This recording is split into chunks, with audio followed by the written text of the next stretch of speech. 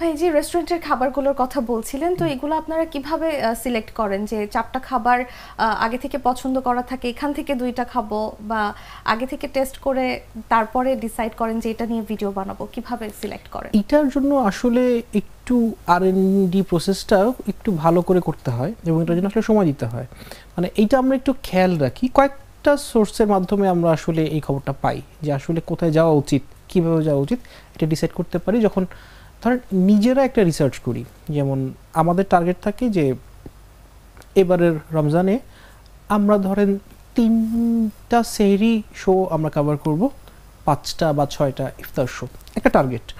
এই টার্গেটটা ধরে ধরে যখন আমি সেহরি 3টা কভার করব, কোথায় কোথায় এখন সেহরি করা হয় এবং শুধু ইউজুয়াল সেহরি না, এটার সাথে একটু বৈচিত্র্য, একটু ইউনিকনেস, এটা কোথায় পাবো, একটু অন্যরকম কিছু একটা, যেটাতে মানুষ একটা নতুন কিছু সন্ধান পাবেন, আমরা একটা শো করে তৃপ্তি পাবো।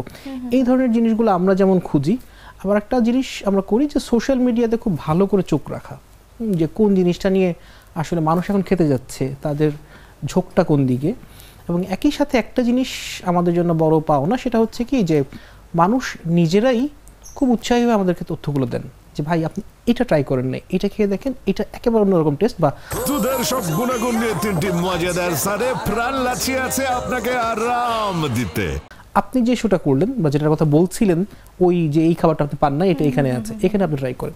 সো এইভাবে ধরে ধরে তখন ক্রাইটেরিয়াগুলো আমরা সেট করি যে তাহলে কোথায় কোথায় যাওয়া যায়।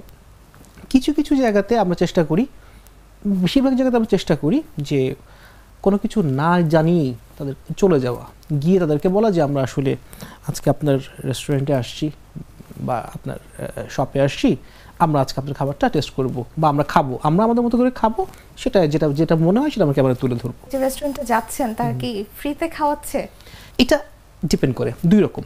একটা হচ্ছে কোনো কোনো সময় রেস্টুরেন্ট নিজ থেকে আসেন, মানে আমাদের কাছে আসেন যে আপনি প্লিজ আমাদের রেস্টুরেন্টে একবার আসেন।